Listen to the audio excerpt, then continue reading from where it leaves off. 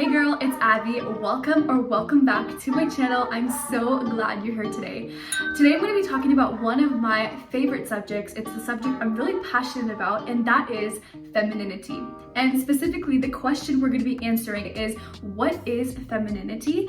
And then also, why should women live in their feminine energy, and why is it important? So what is femininity then? How can you see it? How can you feel it? So I'm going to say two groups of words. I want you to close your eyes and see how it makes you feel. So first category of words: ambition, logic, reason, competitive, assertive, aggressive, grounded, efficient, right? So think about how those words kind of made you feel. And then I'm going to give you a second group of words. So it's beauty, emotional, soft, joyful, charming, loving, sensual, smooth, right? So when you say a word like efficient and you say a word like emotional and smooth, it's a very different feel. And so the first group of words that I described are very masculine words. These are very doing words. They're going for it, it's achieving, it's accomplishing, it's competitive, right?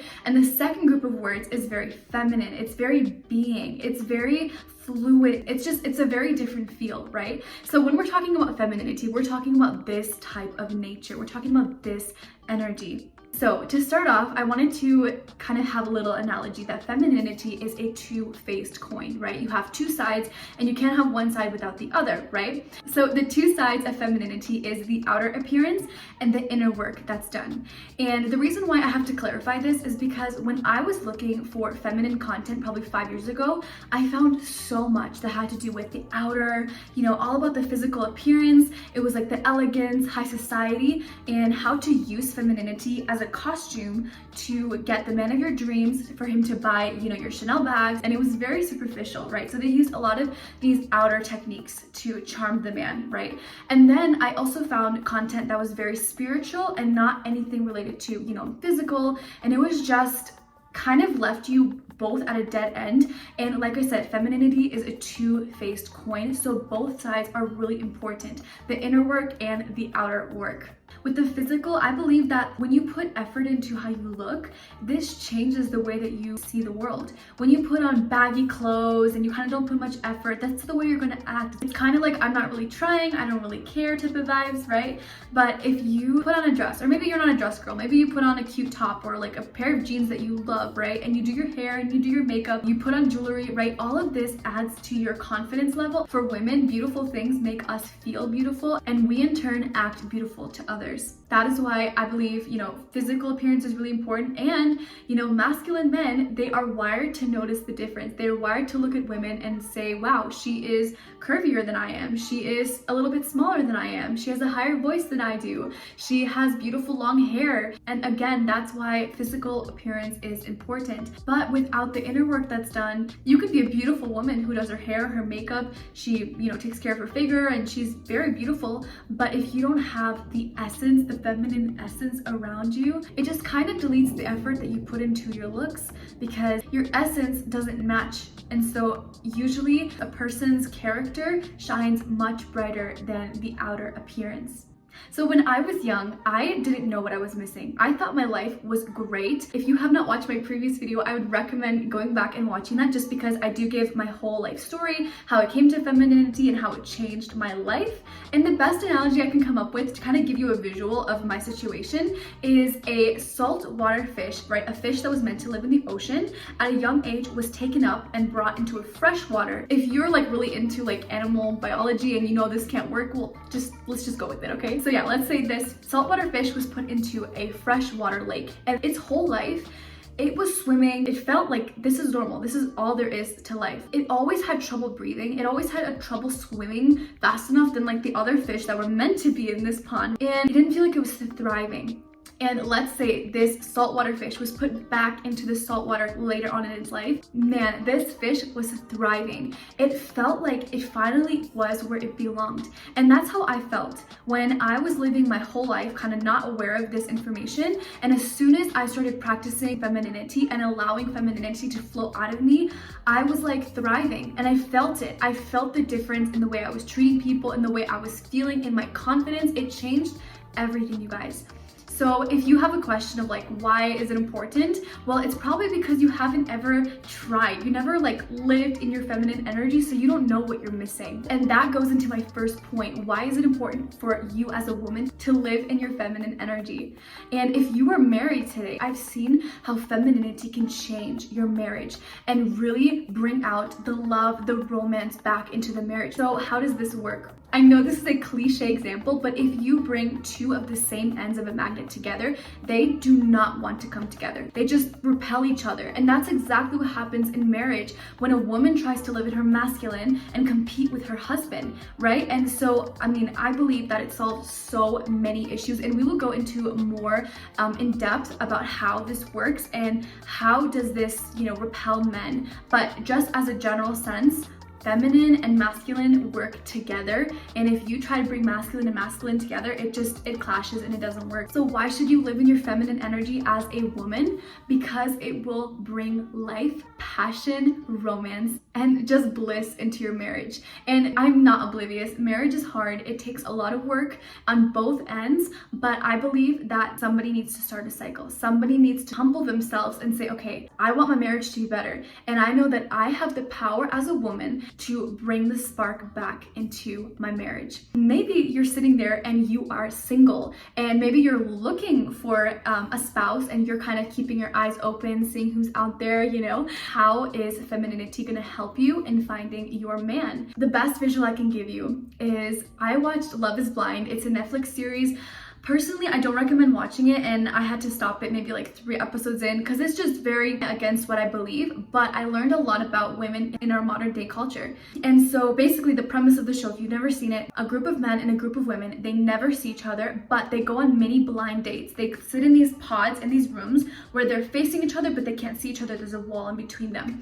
And they start just talking, mingling with each person, and if they don't vibe with them, then they can go to the next guy or the next guy, and so on and so forth. And these pods, you guys, the women are so just enchanting. Like, they act so beautiful and so caring, and they are vulnerable with him, and they let him in, and just the way they talk to him. They've never seen him, but they're like, oh, you just sound like you have such a handsome face, and they compliment him, and the guys, that's what they fall in love with. They fall in love with this feminine energy.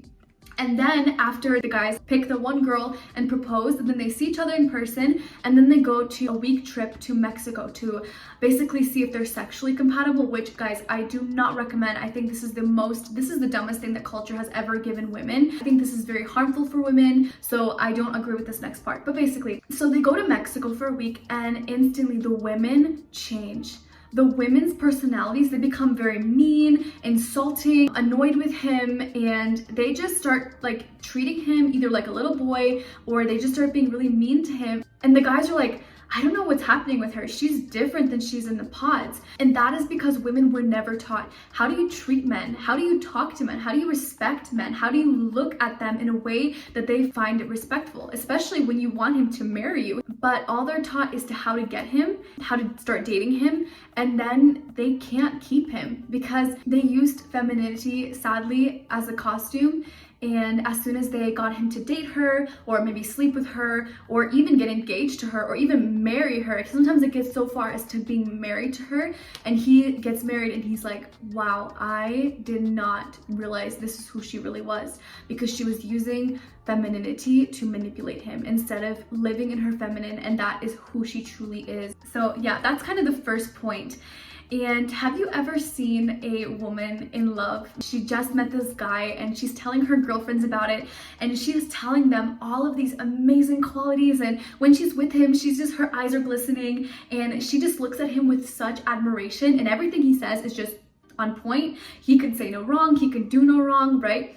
And as soon as they get married, right, or she kind of gets him to date, I know in this culture, people date for 10 years and you kind of can have that same effect, but that enchantment love slowly starts to decrease, and the real you comes out. The real person that you were cultivating before you got married, before you met this man, is gonna come out.